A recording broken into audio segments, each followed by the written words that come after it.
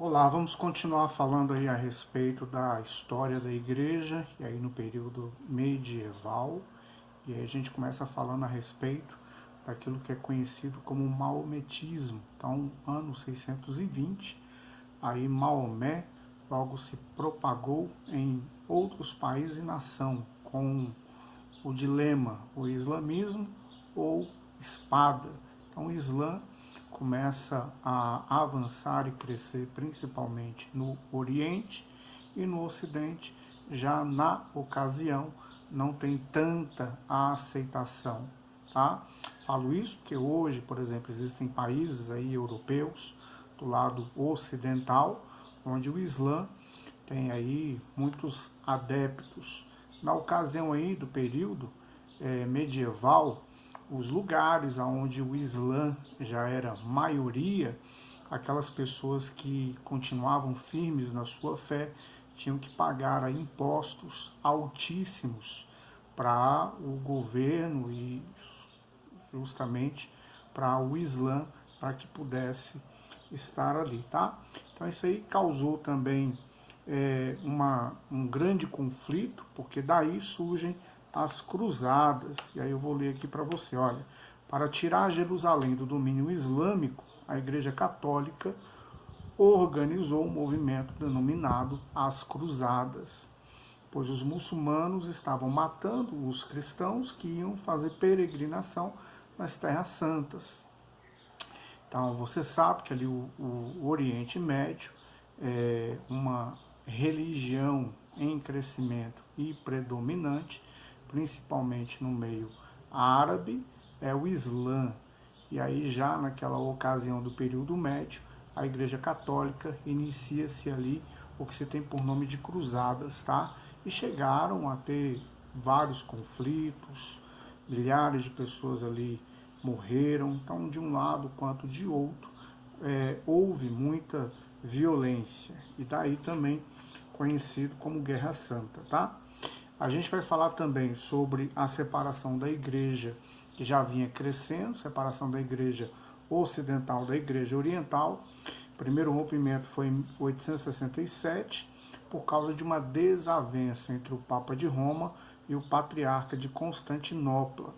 Em 1054, as duas se dividiram de forma já total. Lembrando a você que nesse período não havia só um Papa, tá bom? Isso aí gerou também alguns conflitos, por conta de que teve um período que houve um Papa na França, um Papa em Roma, e aí houve de novo concílio para ver qual deles era verdadeiro, tá? 1294, após o papado ter sofrido perda de influência durante pontificado de alguns papas, Bonifácio VIII subiu ao trono. Seu propósito era ser governo supremo da Europa, tanto temporal quanto espiritual. Aí novamente uma junção daquilo que era um império e, no caso, aí a Igreja Romana, e aí a gente vê já a figura de um Papa querendo aí comandar tanto o império quanto a questão espiritual, tá?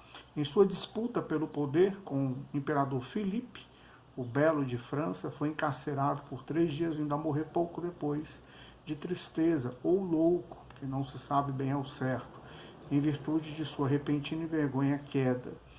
Ele foi envergonhado, bem como o poder que ele representava, e ninguém se levantou para defendê-lo. Período que vai de 1377 é conhecido como cativeiro babilônico, pois Filipe levou o poder papal para a França, e dali os papas não passavam de bonecos nas mãos dos imperadores franceses. Então, o que acontece? Nesse período aí medieval, essa questão de conchavo, troca de poder, negociatas envolvendo aí império, envolvendo a igreja romana, não é? Isso aí serve também de atenção, de história para a gente, porque assim, você pode e deve exercer o seu direito de cidadania. Eu sou aí um pensamento pessoal, tá? Cada um tem o seu pensamento, no que eu vou dizer não entra no requisito aqui teológico. Eu, por exemplo, sou daquelas pessoas que acreditam que a igreja possa e deva ter representantes na política. Agora, a política não pode mandar na igreja e a igreja ela não pode mandar na política, tá? O governo da igreja ela é espiritual. Tomar conselho com a igreja, ter princípios cristãos, ter um representante para poder vigiar as leis ou organizar as leis, eu acho que é benéfico, mas aí é a critério de cada um, tá bom? Revolta dentro da igreja. Começa com John Wycliffe, que iniciou o movimento na Inglaterra a favor da libertação e do poder romano e da reforma da igreja. Ele nasceu em 1324, educou-se em Oxford, onde alcançou o grau de doutor em teologia. Outro detalhe aqui, tá? Que muita gente não sabe. As principais universidades do mundo, elas começaram como berço cristão. Então hoje o pessoal fica aí, tem que separar, ou não pode estudar, ou um evangélico não pode ser aí psiquiatra, não pode ser juiz, não pode ser doutor, não pode ser uma pessoa estudada.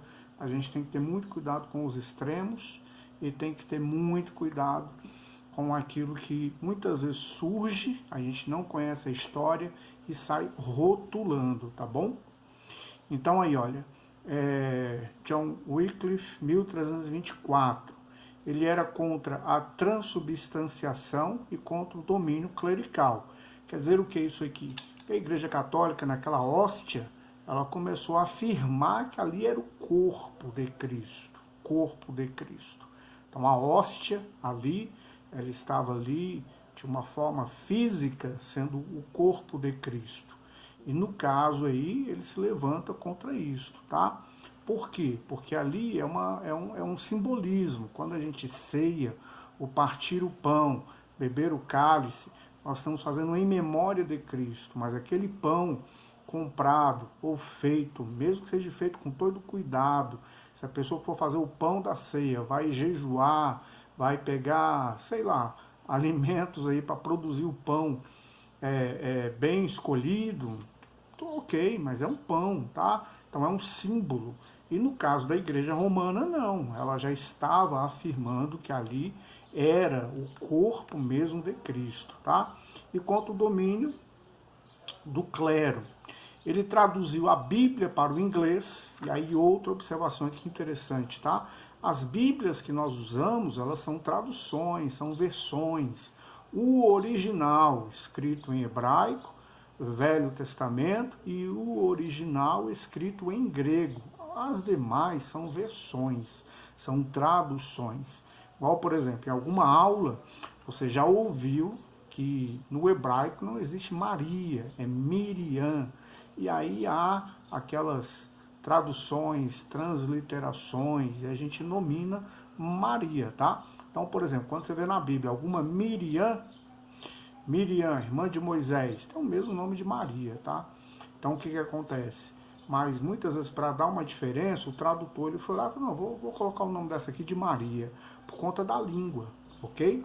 Então, assim, ele traduziu para o inglês, que facilitou justamente a questão da linguagem. Por que facilitou? Porque as pessoas elas não podiam ler, elas não podiam ter acesso.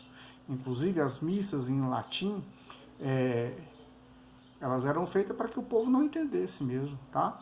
E, inclusive, há relatos de que muitos padres, eles não dominavam, e ali, muitas vezes, estavam falando algo que nem eles sabiam direito o que estavam falando, tá? Então, daí você tira. De novo, tá bom? Não estou sendo um crítico aqui da igreja, mas vamos observar uma coisa. Eu louvo a Deus, inclusive, pelo ministério que eu estou, que dá todo o apoio para que todas as pessoas estudem teologia.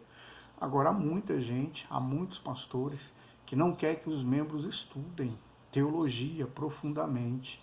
E qual é a questão? Porque quando você conhece com profundidade, óbvio, eu sei que tem muitos que têm aquele cuidado, porque hoje na teologia tem gente que usa muitas vezes um ensino muito inclinado a outras coisas, com outras vertentes, e aí dá problema, tá?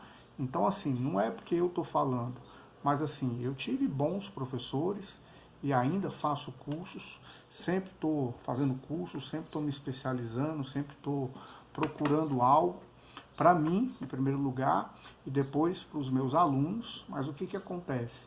Hoje existe aquela forma de que a pessoa ser conduzida por um professor, ainda mais hoje que as pessoas não têm um pensamento crítico no bom sentido, não sabem pensar, não estão sabendo raciocinar. A gente vive hoje período de muito conflito, onde as pessoas elas defendem uma bandeira e não sabem por que estão defendendo uma determinada bandeira, tá bom? Então ela já sai defendendo ali a bandeira. É algo hoje muito acentuado do que aconteceu nesse período aqui medieval, porque o Império ele induzia com a cultura, com as leis, e aí se juntou com a religião. Então a grande massa falou assim, é isso aí mesmo, tá tudo certo, tá todo mundo dizendo a mesma coisa, não é? E aí aqui começa já a se levantar uma minoria. Então a gente vê aí o Wycliffe e agora a gente vê o John Hus, que nasceu em 1369, foi influenciado por Wycliffe, pregando as mesmas doutrinas que ele, especialmente a necessidade de se libertarem de autoridade papal.